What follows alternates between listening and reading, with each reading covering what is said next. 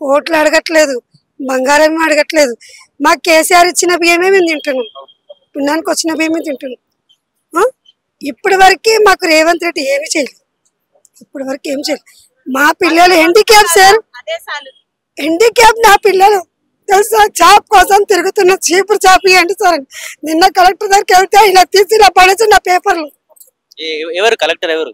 జిల్లా కలెక్టర్ మన కార్తిక్ సార్, పేరు కూడా తెలుసు సార్ నాకు. పత్రాలు ఇచ్చినప్పుడు తర్వాత ఏం రెస్పెక్ట్ లేదు, వెళ్ళిపో తర్వాత రాపో ఇలాగా చింపి ముక్కలలో పడేయడం. వెళ్ళినప్పుడు అయితే పదపచామన్నాం అంటే నెక్స్ట్ సార్ ఇక్కడికి వచ్చినప్పుడు ఇక్కడ అయిపోయిందని చెప్పారు సార్ నాకు. ఇప్పుడు బస్సులు 3 మిస్సెస్ అయిపోయినా, స్పీడ్ గా తీసుకెళ్ళిపోయాడు. దాని కింద నేను ఇప్పుడు పడిపోయినా. ఇప్పుడు జరిగింది ఇది బస్సు.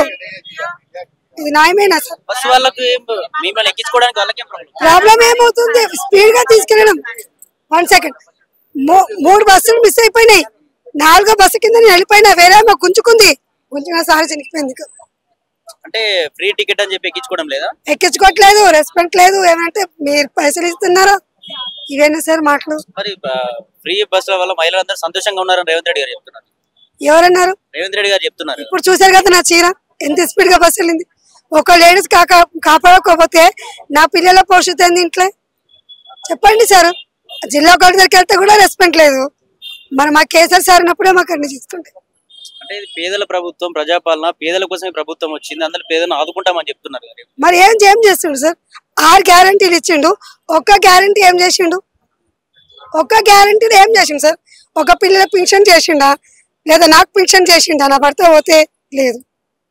మా కేసీఆర్ ఉన్నప్పుడు నాకు 2000 పింఛన్ ఇచ్చిండు. అమ్మ నీ భూగోళ సర్టిఫికేట్ పోయింది కదా, నీకు పింఛన్ నేను ఇస్తాను, నాకు ఆయన రాసిన సంతకం. కంటిన్యూ కావట్లేదా పెన్షన్? ఆ పింఛన్ కట్ చేసిండు వచ్చి సారు. రేవంత్ రెడ్డి ప్రభుత్వం వచ్చిన తర్వాత కట్ అయిపోయింది. ఎందుకు కట్ చేసిన అడిగారా మీరు? అడిగినాం పోయి మేము. అడిగితే నీకెందుకమ్మా, పని చేసుకో సార్. 2 రోజులు మిషన్ కుడతాం, పండుగలు వచ్చి మిషన్ కుడతాం. మిషన్ గా పండుగ లేకపోతే మనం ఏం చేస్తాం చెప్పు, మీరే చెప్పండి సార్. ఒక బ్లౌజ్ కుడితే 200 300 కూడా రావట్లేదు. 3 ఎండికి ఆ పిల్లల్ని చూడాలంటే ఈ ఆడది చూస్తుంది, మొగళ్ళేంది. వచ్చే పింఛన్ కట్ చేయడం పట్ల ఈయన మన సీఎం సార్ రేవంత్ రెడ్డి. ఎందుకు ఇవ్వాలి? ఇంట్లో ఆమెకేం కాలు చేతులు లేవా? ఇలా మాట్లాడు. చాలా మందికి వస్తున్నాయి కదా, భర్తలు చనిపోయిన వారికి చాలా మందికి పెన్షన్ వస్తుంది. మనకు లేదు కదా సర్టిఫికేట్, మా అయింది అయినా మన కేసీఆర్ చేశారు. ఆమెకు లేదు కదా, చెయ్యండి అని చేసి లెటర్ రాసి ఇచ్చిండు. రాసి ఇచ్చినాక కవిత కూడా సైన్ చేసింది, రామన్న కూడా సైన్ చేసిండు. చేసిన తర్వాత 2000 పెన్షన్ అయింది. అది కట్ చేసిండు, వచ్చి కట్ చేసేసిండు. ఇంకెలా మా బాధలు చెప్పుకోవాలి సార్. 2 పిల్లలు హ్యాండిక్యాప్ అంటే ఇంకో పాప కూడా హ్యాండిక్యాప్ ఉంది అక్కడ. మరి తన పరిస్థితి ఏంటి? ఈ సమస్యల పైన ప్రజా దర్బార్ వచ్చింది కదా, మరి ప్రజా దర్బార్ లో అధికారులు ఏమనట్లేదు, ఏం రెస్పాన్సిబుల్ ఇవ్వట్లేదు. వెళ్ళండమ్మా, మళ్ళీ మంగళవారం రమ్మమ్మ, ఇదే జరుగుతుంది. అంటే ఒక్కసారి వస్తే పనులు కావడం లేదా? ఒక్కసారి వచ్చినా కావట్లేదు. ఇది నేను 4వ సారి ఇలా మీరు కనిపించింది నాకు. ఈరోజు చెప్పింది 4 వచ్చిన చెప్పేసి ఈ రోజు మీడియాలో నుంచి మాట్లాడాలి అనుకున్నా, మాట్లాడుతున్నా కూడా. ఎలా చూడాలంటే అతను గోడ ఇక్కడ ఉంటుంది చెప్పినా మొన్ననే, అతను గోడ ఇక్కడ పెట్టకండి అని చెప్పాను మొన్నే సార్ వాళ్ళకి, మన పిఎస్ సార్ వాళ్ళు చెప్పిన. అతను గోడ ఇక్కడ ఉంటే నేను పిట్టలు కోసి అంటు పెడతాను. రేవంత్ రెడ్డి నేనే కాలబెట్టి పోతా అన్న, రోడ్డు మీద ముక్కలు ఏం చేసుకుంటాడో చేసుకొని అన్న. ఇది కూడా చెప్పిన. ఎప్పుడు డీజల్తో బతుకమ్మలు ఆడేవాళ్ళు భయపడి బతుకమ్మలు ఆడిండు సార్. ఈసారి ఏ ఆడపడి చూసిన బతుకమ్మలు అంటే సీఎం ఆడదని చెప్పిండు డీజే పెట్టుకొని. ఏ సీఎం అమ్మా, ఎప్పుడైనా సీఎం రోడ్డు మీద ఛాయ్ అమ్ముకొని బతికినోడు అమ్మవాడు అని నేను చెప్పిన. అదే మన కేసీఆర్ ఉంటే దుమ్దాంతో ఆడుకోండి అమ్మని ట్యాంక్ బండ్ మొత్తం మాకు ఇచ్చేవాడు. తెలంగాణలో మహిళలు బతుకమ్మ ఆడుకోవడానికి కూడా ఆంక్షలు మాకు ఇచ్చిండు సార్. అలా ఇచ్చిండు. ప్రభుత్వంలో ఆంక్షలు విధిస్తున్నారు. ఎట్లేదు ఇన్వాల్వ్ ఇవ్వట్లేదు. పెట్టవద్దు, డీజేలు పెట్టవద్దు, వినాయకుని తీస్తే పార్క్ వరకు వెళ్ళాలి, రోడ్డు మీద వరకు వెళ్ళొద్దు. ఇది ఎవరిసారి నాకు ఇచ్చింది అధికారం. ఎప్పుడు సీఎం అయింది సార్ ఆయన. ఈ ముసలైన ఆయనకి ఏమన్నా నమ్ముని తెలుసా, ఇలాగే ఆఫీస్లోకి వెళ్ళాను కలవడానికి మన కేసీఆర్తో. 90 దాకా వచ్చావా, ఆపు దాకా వచ్చావా? మన సీఎం సార్ రేవంత్ రెడ్డి నా ముందుటే అన్నాడు. అసలు మళ్ళీ మందు తాగొచ్చారని అడిగారు ఒక మహిళ. కేసీఆర్ అన్నాడు. కేసీఆర్ అన్నాడు అంట. మా సార్ని అన్నాడు.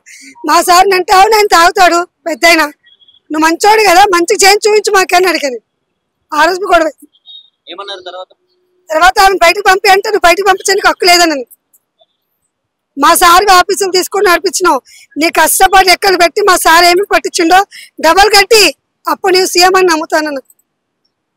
మా సీఎం ఏమేమి కట్టించిండో మాకు తెలుసు, ఎక్కడెక్కడ ఏమేమి పెట్టిండు. జుబ్లీస్లో ఏం కట్టించిండు, మన గాంధీ మన నెక్లెస్ రోడ్ పైన ఏం కట్టించిండు, ఎక్కడొక్కడ ప్రభుత్వం పోతున్నారు, ఎవరికి యాక్సిడెంట్లు అవుతున్నాయి, ఏమేమి జరుగుతున్నాయి అని కట్టించిండు. నువ్వు కట్టించినావా? నీ డబ్బులు పెట్టి కట్టించినావా? నువ్వు జాబ్ నుంచి ఇచ్చావా? అంటే వచ్చి ఇంకా 1 year కూడా కాలే, ఇంకో 4 సంవత్సరాలు ఉంది, అంతలోపు చాలా డెవలప్ చేస్తానని చెప్తున్నాడు. మరి ఏం చేసింది 4 రోజులు? 6 నెలల తర్వాత నేను చూపిస్తాను. 6 నెలల గ్యారంటీ అయిపోయింది. ఇంకేం సీఎం అవుతాడు ఆయన? నువ్వు ఛాయ్ అమ్మిన బతికినోడివి, ఆయన చదువుకున్న మనిషి, మణికొండ చదివిన మాకు తెలుసు. ఈరోజు తింటున్న అన్నం కూడా ఆయనదే. నేను అమ్మ నీకు ఒక మిషన్ ఇప్పిస్తే అది కుట్టుకో అమ్మా, నువ్వు 5వ క్లాస్ చదువుకున్నావు కదా అన్నాడు. నేను చీపురు జాబి అని సార్ అని ఎల్లకాలం తిరుగుతూనే ఉన్నా సార్. తిరగని రోజు లేదు నా పిల్లల కోసం. ఎలాంటి పరిష్కారం లేదు. చింపడం పాడేయటం జస్మిన్లు ఇదే. అంటే చింపి పడేయడం కోసం ప్రజాపాలన పెట్టింది. అదే అందుకోసం పెట్టిండు. కార్తిక్ సార్ పేరు కూడా చెప్తున్నది. కార్తిక్ సార్ నాకు పేరు తెలుసు. మరి కలెక్టర్ పేరు నాకు ఎక్కడ తెలుస్తుంది సార్? మరి అక్కడ వెళ్తేనే నాకు తెలిసేది. ఇప్పుడు 1 year అవుతుంది నేను తిరగబట్టి. జిల్లా కలెక్టర్ ఆఫీస్కి తిరుగుతున్నా. మన ఆఫీస్కి వస్తే మొన్న మంగళవారం రండమ్మా, మీ బాధలన్నీ ఇక్కడ చెప్పుకోండి అని. అలాంటి అందుకే ఆ పిల్లలకి ఎలాంటి జాబ్ తెలుసు. ఒక చీపురు జాబ్ అడిగిన నేను, ఒక 10,000 40,000 జాబ్ నెలకు ఒక 15,000 వచ్చినా నా ఇంటి రెంట్ పోతుంది, నా పిల్లల భవిష్యత్తు బాగుంటుంది అని. ఇలా 3 పిల్లలు నా ప్రాణం అనుకున్నారు.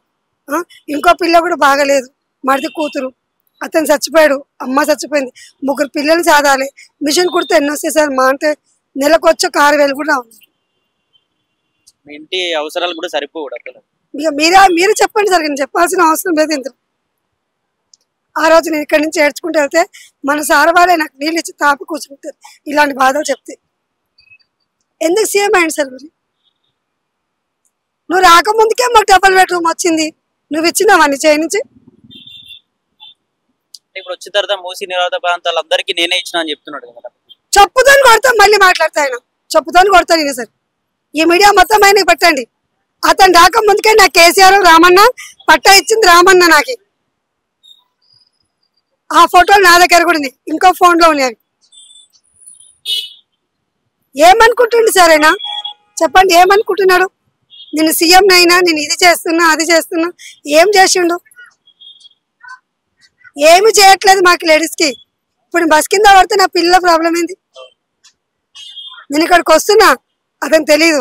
బస్ ఎక్కించాడు, 3 బస్సులు మిస్ అయిపోయినాయి. 4వ బస్ కింద నేను పడిపోయాను. అసలు ఆపట్లేదా? ఆపట్లేదు, రెస్పాన్సిబుల్ ఇవ్వట్లేదు అసలు.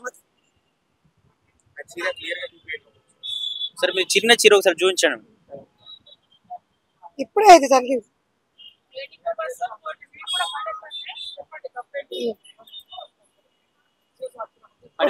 బస్ కింద పడిపోయారా?